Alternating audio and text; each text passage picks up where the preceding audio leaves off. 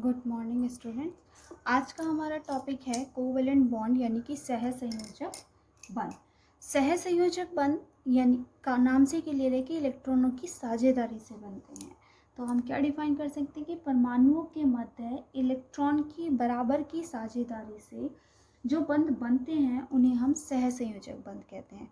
For example जैसे हमने लिया H2, ठीक है। हाइड्रोजन की आउटर मोस्ट शेल में एक इलेक्ट्रॉन होता है, तो अगर दो हाइड्रोजन आपस में ऐड होते हैं तो दोनों के बीच एक एक इलेक्ट्रॉन की शेयरिंग होती है, क्योंकि दोनों की टेंडेंसी क्या है कि दोनों अपनी आउटर मोस्ट शेल में एक इलेक्ट्रॉन की शेयरिंग करके वो खुद को स्टेबल कर लेंगे।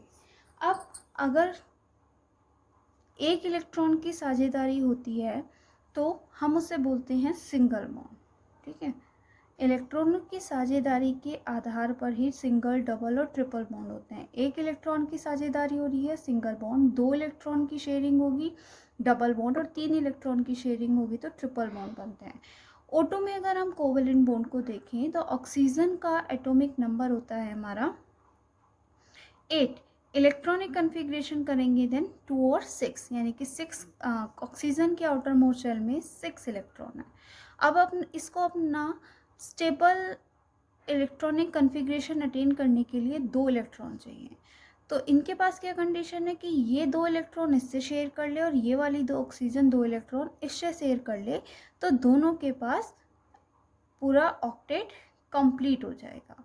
तो हम उसे इस तरीके से शो करते हैं कि ये ऑक्सीजन इसके इन 2 इलेक्ट्रॉन्स को शेयरिंग करेगा। अब इसके पास पूरे 8 हो गए हैं, 1 2 3 4 5 6 7 8।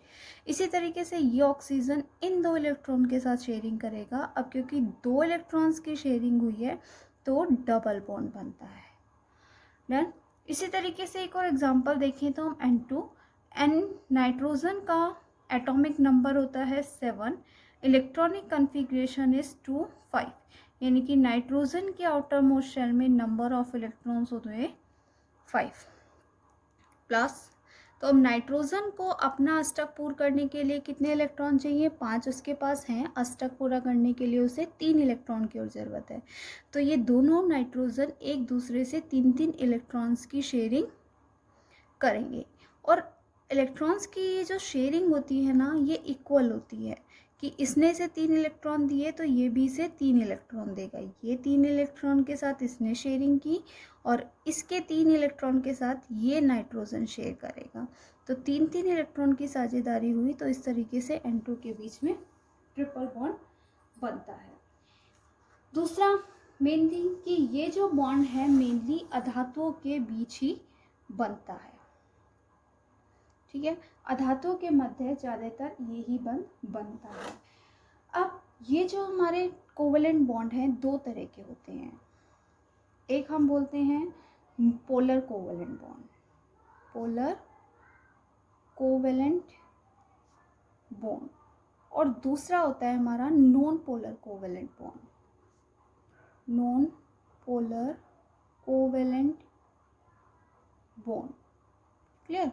अभी जो पोलर कोवेलेंट बॉन्ड है, पोलर का मतलब होता है ध्रुवीय, और ध्रुवीयता कहाँ उत्पन्न होती है? जहाँ पर धनावेश और ऋणावेश दोनों साइन प्रेजेंट हो।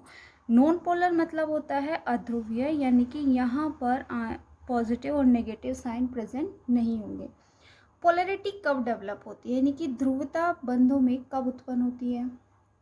हमने पढ़ा कि बराबर की साझेदारी होती है तो धनावेश और ऋणावेश कैसे आ सकता है? क्योंकि धनावेश तो जब आता है जब कोई इलेक्ट्रॉन अपना देता है और ऋणावेश तब आता है जब वो गेन करता है। लेकिन अगर परमाणुओं की विद्युत ऋणात्मकताओं में अंतर हो, जैसे हमने एक एग्जांपल लिया HCl, H की आउटर मोस्ट शेल में भी एक इलेक्ट्रॉन है और Cl की आउटर मोस्ट शेल में इलेक्ट्रॉन्स होते हैं 7, क्योंकि क्लोरीन का एटॉमिक नंबर है 17 और उसका इलेक्ट्रॉनिक कन्फिग्रेशन अगर हम करते हैं देन 287, तो इसकी बाह्यतम कक्षा में इलेक्ट्रॉनों की संख्या हो गई हमारी 7।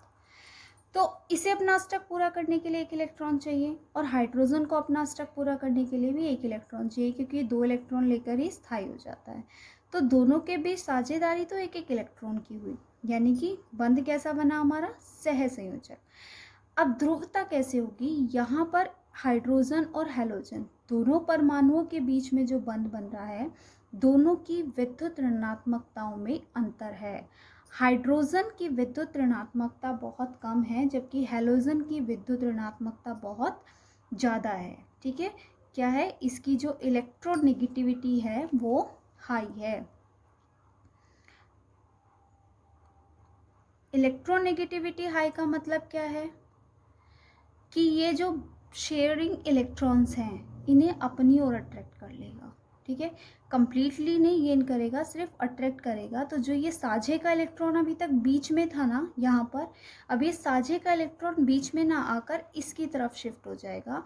जब इलेक्ट्रॉन्स इसकी तरफ शिफ्टिंग होंगे तो इसके पास आंशिक रूप से ऋणावेश और इसके ऊपर आंशिक रूप से धनावेश आ जाता है। तो इस तरह के इलेक्ट्रॉन्स की साझेदारी से जब बंध बनते हैं तब हम उसे पोलर कोवेलेंट बॉन्ड या ध्रुवीय सहसंयोजक बंध कहते हैं। नॉन पोलर कोवेलेंट बॉन्ड समान परमाणुओं के बीच में बनते हैं या ऐसे परमाणुओं के बीच में बनते हैं जिनकी विद्युत ऋणात्मकताओं में अंतर नहीं है। जैसे ये भी हमने देखा H2, दोनों की विद्युत ऋणात्मकता सेम है, यानी कि जो शेयरिंग का इलेक्ट्रॉन है वो बीच में रहेगा, किसी एक परमाणु पर शिफ्ट नहीं होगा।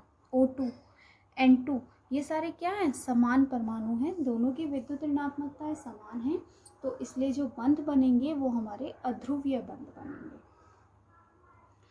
ठीक, तो जो हमारे सहसंयोजक बंध हैं वो दो प्रकार के हुए, polar covalent bond and non polar covalent bond. Next हम बात करते हैं सहसंयोजक यौगिकों के लक्षण क्या होते हैं। तो सबसे पहला लक्षण होता है इनका कैरेक्टरिस्टिक्स, हम बोल सकते हैं। फर्स्ट कि जो सहसंयोजक बंध हैं वो वीक बंधों से आपस में दूसरे से जुड़े होते हैं, क्योंकि इनके बीच में बंध वीक हैं तो इनके मेल्टिंग एंड बॉइलिंग पॉइंट भी कैसे होंगे, लो। मेल्टिंग एंड बॉइलिंग पॉइंट इनके होते हैं लो, क्योंकि इनके बीच में जो बॉन्ड है वो वीक बॉन्ड है। सेकेंड कि जितने भी हमारे सहसंयोजक यौगिक हैं वो अध्रुवीय विलायकों में विलय हैं, अध्रुवीय विलायकों में विलय,